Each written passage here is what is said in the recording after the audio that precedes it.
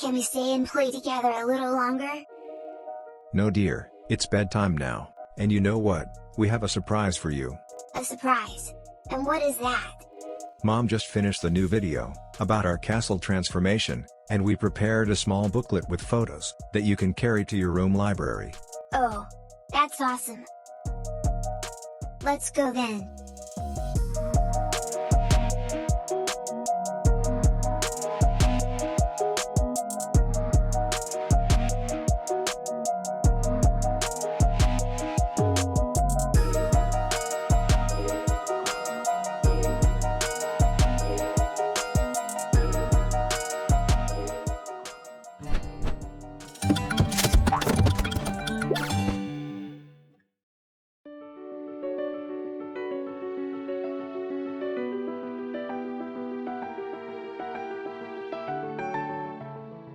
Hi Johnny, here's the video where you'll discover how our castle changed from the medieval one to the one we're living in now, built in the so-called Renaissance style.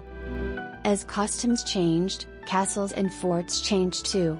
Some were abandoned, fell into ruin. Some were used as administrative centers or repurposed as prisons. As for residences, the age of the castle gave way to the chateau.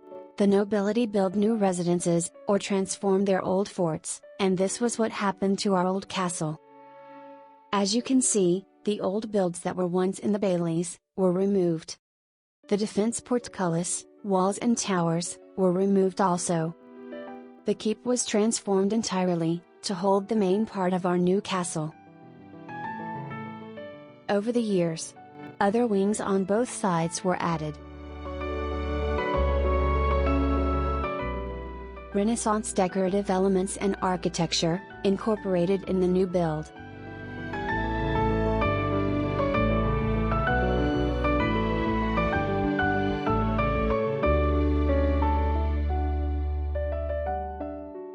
And a whole new landscaping, saw the light of day, bringing to life all the gardens, and fountains, as well as the pool area, that we have today.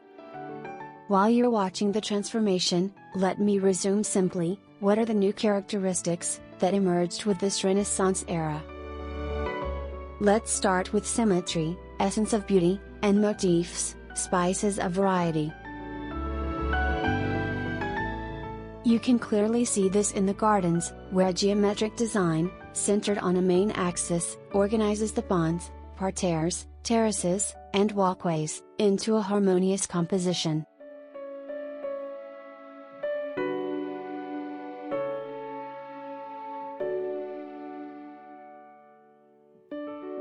Formalism, symmetry, and visual perfection are emphasized, with water serving as a central feature through an interplay of fountains and pools that highlight perspective.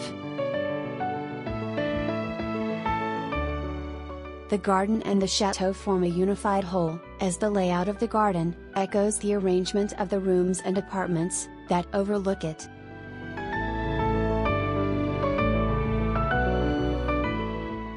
But how did all this begin? Everything began in Florence, where Giotto lived. He revolutionized the history of art, by portraying the emotions of his characters in his paintings. He also replaced plain backgrounds, with realistic settings and scenery. He created religious themes and paintings, inspired by ancient mythology, in a highly realistic style. Gradually, painters began drawing inspiration from Greek and Roman mythology. Like Giotto, they sought to convey the emotions of the people they depicted. During the following century, artists embraced the legacy of antiquity. It was a rebirth, hence the name Renaissance. The movement flourished during the 15th and 16th centuries. The Renaissance is a stylistic rebirth that replaced the Gothic style, drawing rich inspiration from Roman ruins and ancient texts. This artistic and intellectual movement gave its name to an entire historical period. Flat classicism is where Renaissance architecture began carving its own identity, embracing a more subdued elegance. Prominent in the architectural landscaping and elegant symmetry, they were masters of geometry, using the shapes to create harmonious proportions and balance. Columns and pediments were the decorative darlings for the Renaissance architects. Also, domes were introduced, echoing the grandeur of ancient Roman edifices, ruling the architectural sky highline.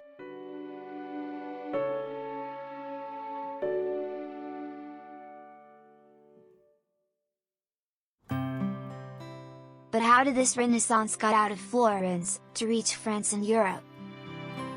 Well, the Renaissance introduced a new way of seeing the world. In France, the movement was promoted by Francis I of France. After winning the Battle of Marignano in 1515, the king gained control of the Duchy of Milan in Italy. There, he discovered the wonders of the Renaissance, and wanted to bring the same artistic spirit to his palace of Fontainebleau.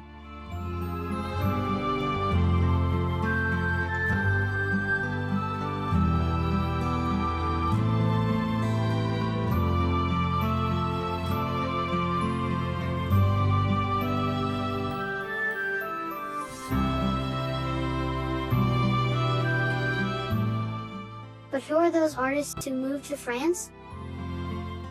Well, let me see. Rosso Fiorentino designed a gallery decorated with mythological paintings surrounded by sculptures. Francesco Primaticcio worked on the gardens. Of course, there was also Leonardo da Vinci. Francis I offered him a residence at Clos-Lessay, near the royal chateau. Leonardo worked there until the end of his life, and left many of his important paintings to France.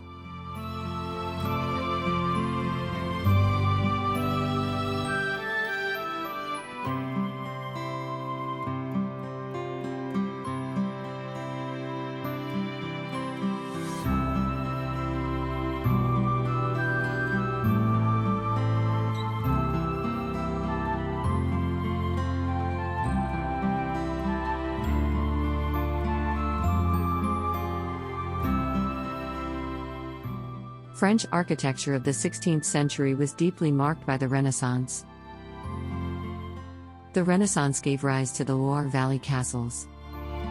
These castles are recognizable for the symmetry, balance, and harmonious proportions of their architecture and gardens.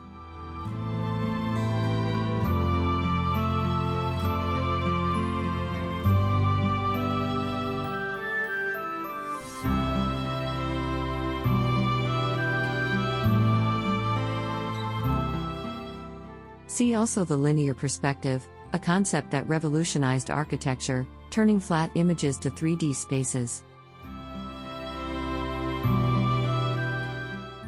Converging parallel lines to a single point, creating an illusion of depth and distance.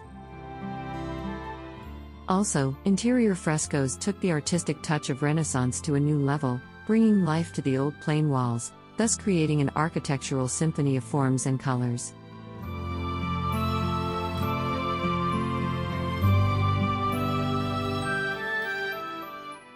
The Renaissance was also an age of great discoveries. With the invention of the printing press, Greek and Latin texts spread throughout Europe and reached a much wider audience. Astronomy advanced significantly thanks to Nicholas Copernicus, who explained that the Earth revolves around the Sun. In medicine, there was the work of the great anatomist Andreas Vesalius. Also, the beginnings of modern surgery with Ambroise Paré. This period also saw the exploration of unknown continents, including the discovery of America, by Christopher Columbus in 1492. In France, Giovanni da Verrazzano, an Italian explorer serving Francis I, discovered New York Bay, and explored a vast area between Florida and Newfoundland. Another explorer, Jacques Cartier, explored Canada and established a colony known as New France.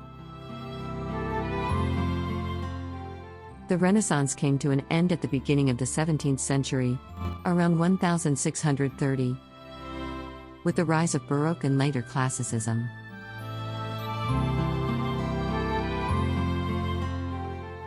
Hope you found those information about the Renaissance era interesting. We can have more videos on other architectural styles in the future if you want. Yes, please Mom, let's do so.